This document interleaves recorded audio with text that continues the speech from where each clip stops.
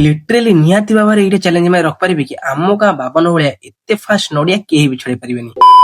hi guys मुझे को जाजपुर मु मिनी ब्लॉग्स बनाए देन 365 डे चैलेंज रे आजिला डे 22 देन सकाळटी बाहर गुला देखा लागी नील भाई का दहीबरा और तांको दहीबरा देखते मु तो रही परिबिनी और प्राइस सहित दहीबरा पूरा कष्ट दियंती मो डिसड़ा देख मो हातटा मु बडे दिली कि ताकू दे देले से